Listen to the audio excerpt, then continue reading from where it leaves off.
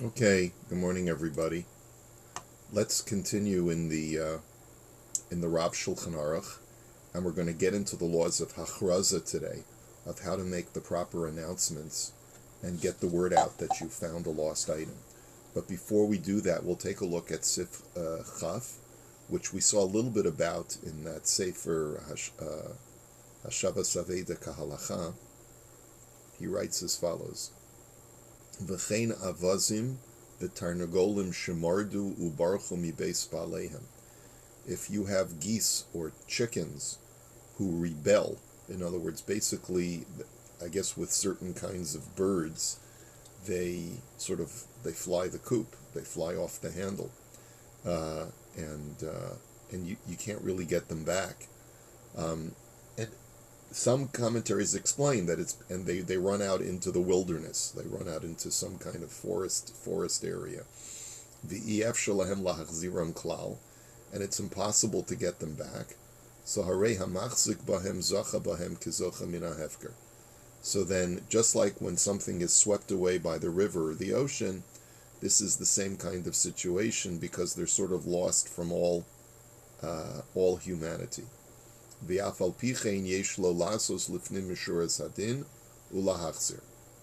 as we saw, a person should try to always go above and beyond the letter of the law. If you can certainly identify the owners of these chickens, then you should go beyond the letter of the law and return it to the owner. Ki lo charva Yerushalayim ela al shehemidu divrayim al din Torah.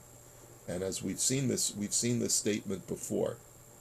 The whole reason that Jerusalem was destroyed was because people stuck to the letter of the law. And when you stick to the letter of the law and you don't go beyond the letter of the law, so then it sort of demonstrates that there's a certain disaffection or apathy towards your fellow human being. And so that's why Hashem says, I can't stay any longer in your midst. So it's important to try to be human about it. V'yesh mi sha'omer shebechol elu im haya hamotzei ani uval haveda asher ein tzarich lasos lifnei mishuras hadin. There is an opinion that says that if the finder is poor and the loser is rich, then you don't have to go above and beyond the letter of the law. All right, but we had seen that opinion before. And I'm not really sure what to do with that. I guess every person has to do according to their own discretion. So let's go to Sif Chaf Aleph. V'chol hachrozo she'amarnu. So now let's get into the announcement, the type of announcement that you have to make, the publicizing of the lost object.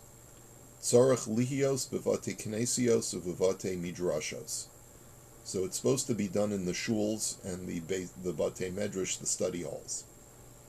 So if you take a look at the Imrei Yaakov already, he says as follows in Sifkat Ayin Zayin, v'chol hachrazos uizmanenu. So the word hachraza means a public announcement.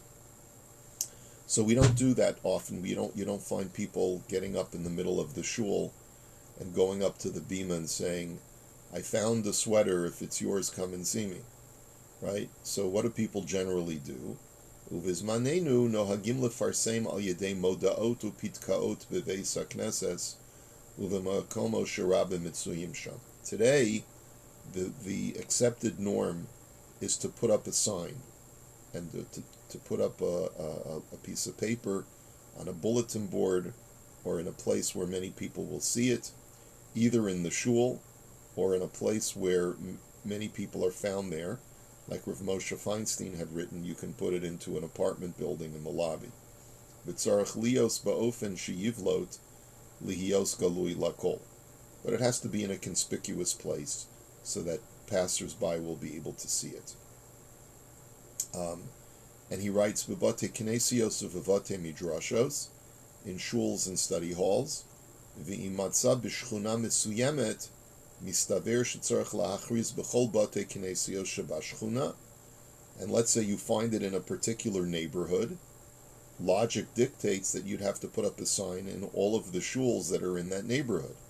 So if you find something on York Hill Boulevard, then you should post a sign in the Bayit and in the Kolel, and perhaps if there's other small minyanim that are in the neighborhood, you'd have to post that there also. V'chein b'makomos tziburiyim shebashchuna, and as well as posting it in other public places in the neighborhood. Perhaps the Garnet Williams, and perhaps on a lamppost, maybe on Clark, where people who walk by can see it. The only thing is you have to make sure that you don't deface public property, or that if you do put up a sign, you remove it once it served its purpose. Ulam yesh lehistapek bi'ir gedola. So the question that we do have, though, is what if you live in a big city? Im chayiv lahachriz b'chol batei knesios sheba'ir. He says, what if you find something along Bathurst, right? Do you have to put up a sign in all of the shuls in the city? I mean, at what point, in other words, there really doesn't seem to be a very clear delineation geographically as far as how far does this announcement have to extend. V'im efshar lefarsein bi'iton ra'oi la'asos. The commentary of Rav Stern is written, I believe, in the 80s, before the internet. So he says, if it's possible to publicize it in the newspaper, then it's a worthy thing to do. If you recall, we saw tshuva from Rav Moshe Feinstein, and he said that you're not obligated to spend money on the public announcement. So you're not obligated to spend money on an ad.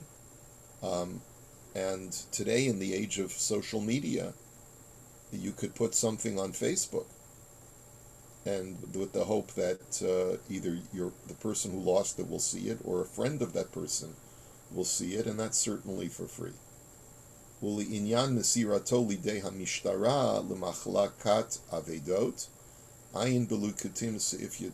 says, as far as whether it's okay to give it over to the police's lost and found, he says that we've already addressed. You remember we saw that yesterday, that the Imrei Yaakov said that it depends.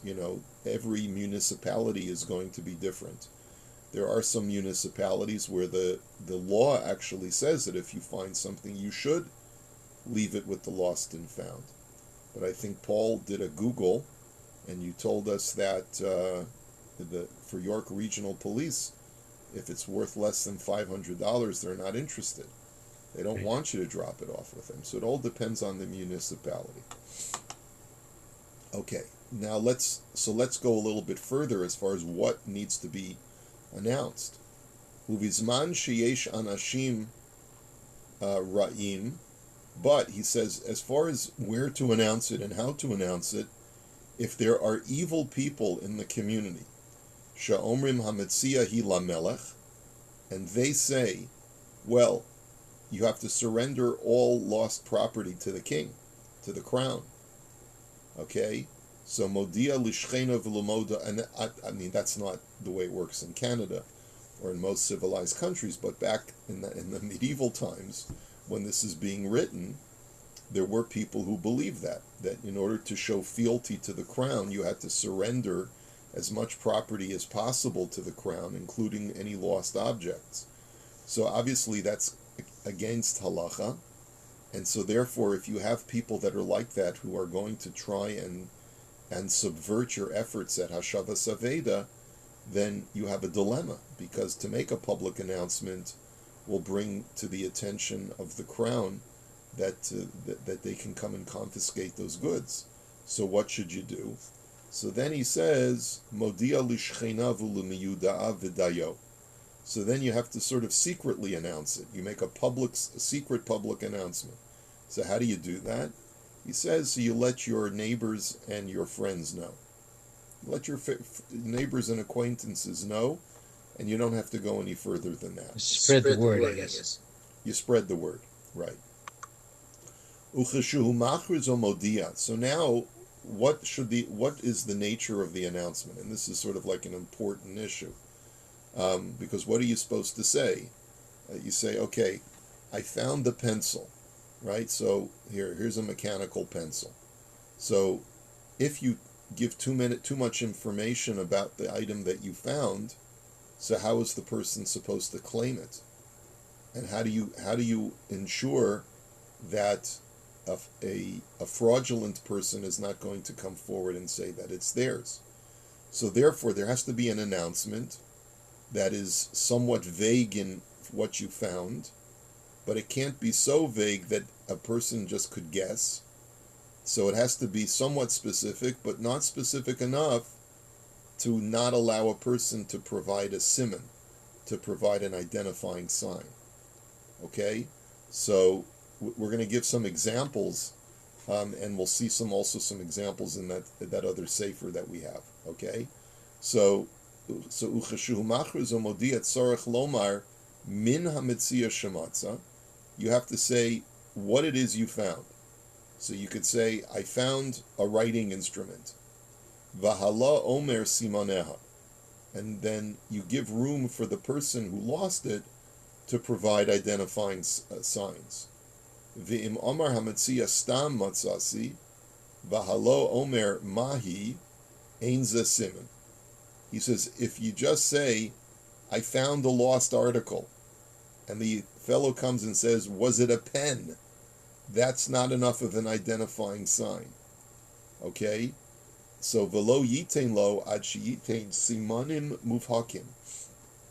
And therefore, you're not allowed to surrender the lost item to the person who claims it's his until he provides clear indications, clear simanim, clear signs that it really is his. Kagon. So, for example, so what do we mean by simanim muvhakim, clear signs? Kagon midah, o mishkal, o minyan. So, midah is the number, the measurement, or the weight. I'm sorry, midah is the length. Sorry, the length or the dimensions of the object, or the weight of the object, or the number of items that were found. Okay, o sheyechavein hamakom, or if he tells you, I left it over there, and he points to a corner where he left it, or he points to it, he tells you what street he put it down on, or that he thinks it fell out, that is also a sufficient identifying siman. So, those are the types of simanim. We'll take a look a little bit more in the Imrei Yaakov. The haramai, afal pi sha'amar simanim ein nosnim lo ad sheyavi edim shehi shalo.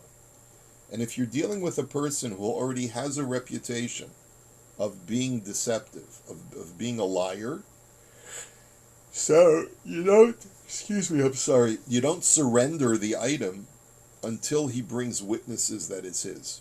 So you're obligated, in other words, if a guy already has developed a reputation as a ne'er-do-well, then he's got to, it's not sufficient for him to, it's like the boy who cries wolf, right?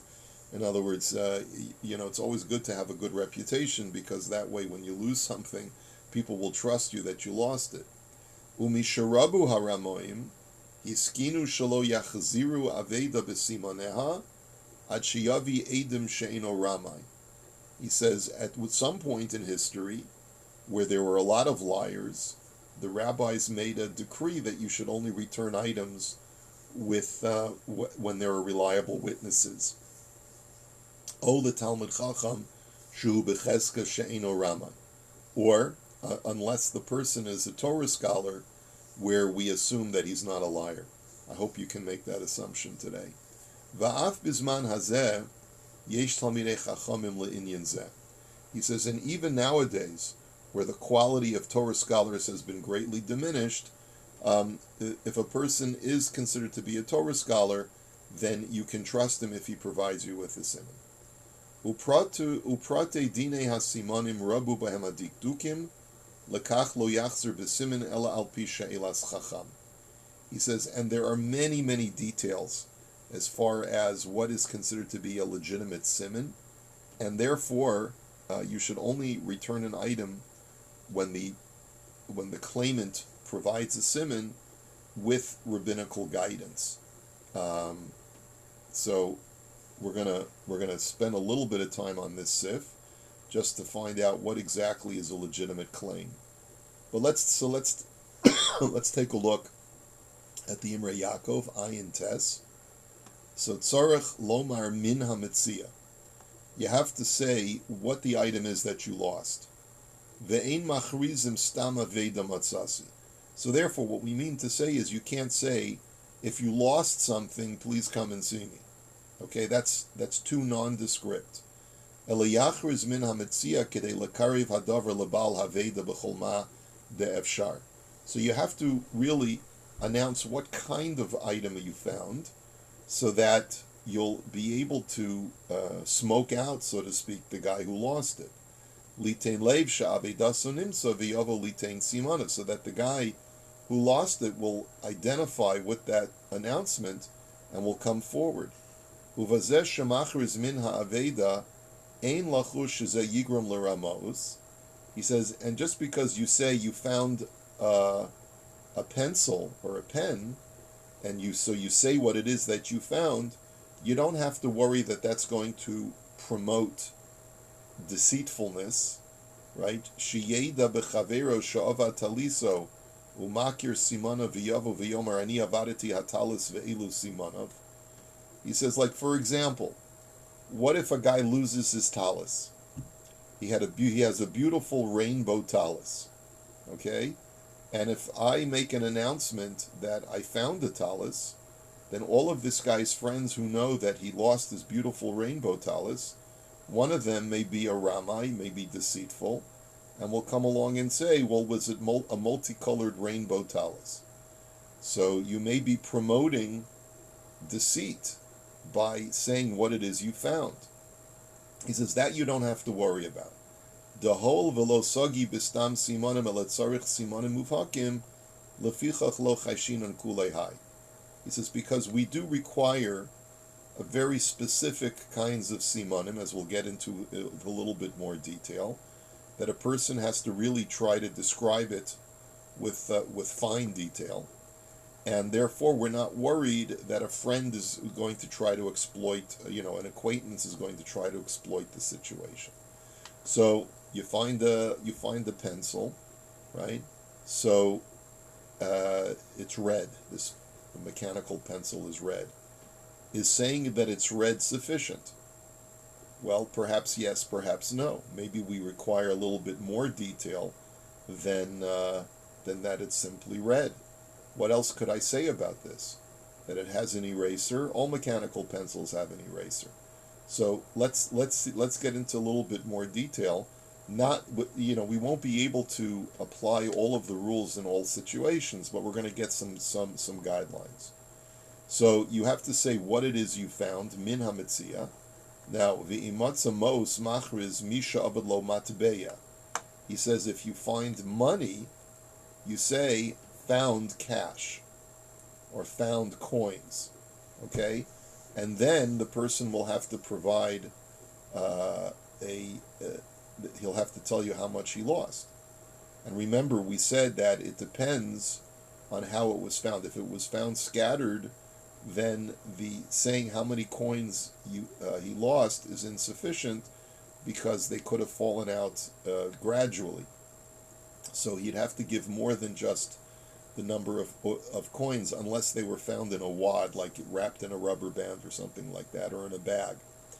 But he might have to say what denomination of coins they were, and so forth. Okay, Pei Aleph. V'lo yitain lo ad sheyitain simanim muvhakim. You cannot surrender it to the claimant until he provides very specific signs or identification signs. V'alfinan ze mikra shenemar ad derosh achicha oso. We learn this out from the pasuk where the Torah says you have to hang on to a lost item until your brother seeks it out. Ad derosh achicha oso. V'darshu razal derosh lahaba lomar shalihu shelo yihi ramai. And our sages say from the word derosh, it means that he has to verify that he's not being deceitful. In other words, you have to derosh lahaba, sort of investigate, because the word derosh is not only to seek out but also to investigate. Investigate the person who's standing before you claiming it's his. Make sure that he's not a liar. And from the Torah standpoint, once he gives this detailed description, we're no longer worried that he's a deceptive person. Simanim Mufakim, so what were some examples? We said the dimensions, the weight, or the number. V'zeh mikri siman mufak stam, v'hu siman beinani. So, as we'll see, there are different gradations of detail in providing a siman. Providing dimensions, weight, or number is what's called the siman beinani. It's in the middle. In other words, it is of middle helpfulness or benefit. And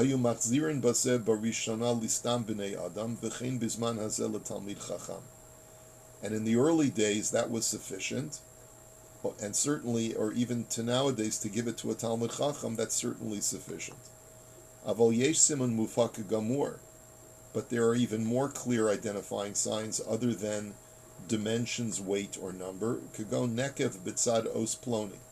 So, for example, if a guy says, if he lost some papers, he says, is there a hole on the left side or the top of the piece of paper? Or the talus. It's not just enough to say that it's a rainbow talus, but you could also say that, are there any holes in the talus? Is there any frayed area? Tell me about the tzitzis. Shebazeh yesh omrim shemachzirim afilu bizman hazeh, af listam b'nei adam v'lo rak l'talmid chacham u'chidel kaman. And as we'll see, there are some opinions who say that once a person can provide even more specific identification, so then you can give it back to him even nowadays. Kagon midah. Aval, so he says examples are dimensions, right? Aval benosein siman shuhu adom o lavan o aroch vagots lo havi siman klal. But just to give a siman to describe the color, right? If a guy says, I found a pencil, and you come along and say, was it red? And that's not enough, he says. The color is simply not enough, or white, or he says it was long, or it was short. He says that's not sufficient of a siman. Ach, im nosein mida kamahu aroch v'gots mikri siman. He has to tell you how long it is. In other words, he's got to say it's about 5 inches, or 7 centimeters, or whatever it is. Ba'af barishona lo hayu machzirin bazel listam b'nei adam. And he says, and even in the earlier times, if a person only provided a color or a nondescript statement that it was long or short, they would not give that back. That was not considered to be a valid siman even originally. Nimsa sheyeshnam shlosha minei simanim. So it turns out that there are 3 different levels of siman, 3 gradations of siman. Echad siman muvak biyoser kegon nekav yeshbo bitzad os ploni v'chayotze bazeh. So the best siman is what's called a siman muvhak, which means very, very detailed description of, let's say, a hole on a particular side of the object. The second level is siman beinani, the mikra siman muvhak stam. The next level is a regular siman muvhak, which is an identifying sign, but not detailed. Uchagon midas orko v'rachbo mishkalo v'chayotze bazeh, such as dimension, length, width, weight, etc. And the third level, which is not acceptable at all, is a siman garua kagon adom lavan o aroch vagots, the zelo havi siman klal. A poor siman, such as the color, or just nondescript that it's long or short, that's not a good siman at all. Okay. And then finally, umisharabu haramoim, he says, when there was a preponderance of deceitful people, Chazal sort of put a limit on how you can accept the siman.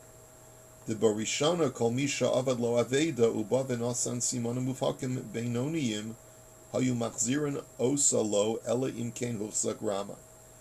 He says originally in the earlier days, as long as a person did not have a reputation of being a liar, if he provided a fairly good estimation of its weight or measure, a siman, what we call a siman beinani, an average siman, then that was enough to give it back to him. Aval misharabu haramoim hiskinu based in sheyihiyu omrim lo have edim she'enat ramai v'tol.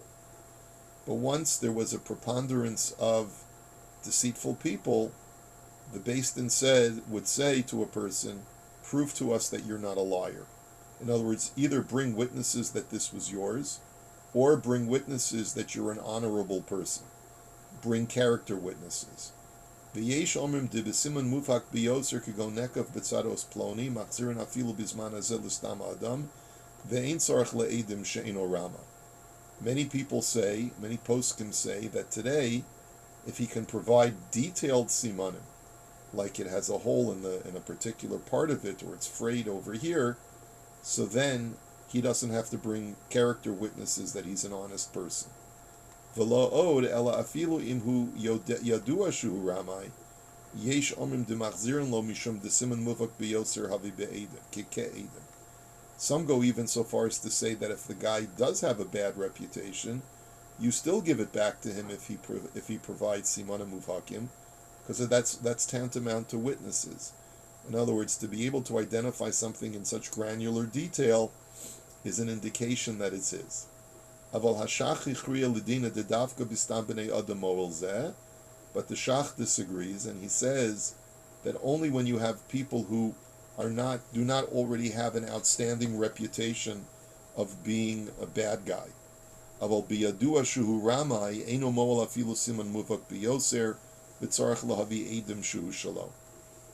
if he's a known liar, so then no matter what he says, you can't believe him. Because even if he knows to a granular detail the simanim, it could be that it belongs to an acquaintance of his, and he's happened to sit next to him during davening, so he knows what the simanim of his talis are. So therefore, he's got to have at least not a bad reputation. In other words, and so I would say that most people today, in today's world, do not have bad reputations. There are a minority of people who I would say, I wouldn't trust that guy, and therefore hold on to it until he brings witnesses. But I can count those people probably on one hand, and probably a one hand that has lost a couple of fingers, right? So I think in today's world, you allow people to provide a siman, but you have to try your best to get as much granular information from them on what the identification of this object is. And obviously, if it's a new purchase, like it's a newly purchased item, you can't expect them to know a lot about it. But a guy loses a watch, he should be able to tell you what brand the watch was, what kind of band it has, whether it has a second hand or not, and all of these other things that you would be able to identify in a piece of jewelry or a watch or anything like that. Okay, so I think we'll hold it here for today. I do probably next week we'll take a look at the laws of Hachraza in the Sefer Hashavas Aveda Kahalacha, because as the Rav Shulchan Aruch said, there are a lot of detailed laws, and so maybe we'll get into it a little bit more. Right, quick question. Yeah. I presume that we wouldn't expect them to know things that people don't usually observe. Like if there's a serial number on an item that you haven't memorized, Right. or in the rabbi's case, how many leads are left in the pencil? Like if it's something that's sort of not something that people are cognizant of, we wouldn't be seeking that as a siman. Right. I would agree. Yeah. You have to, something that we would expect the person to make notice of. Like, for example, this mechanical pencil, the thingy, the plastic that you use to hold it in your pocket broke off. So I would expect the person to notice that if he lost it. And that would be quite a good siman because it doesn't apply to very many, not that many pencils. So it really identifies, and something he would work with and would be aware of. Mm-hmm. Okay, great. Thank you. Have a good Shabbos, Have a good everyone. Shabbos, everyone. Be well. Hope to see you in shul. Thank you. Everyone stay healthy. Yeah, indeed. Take care.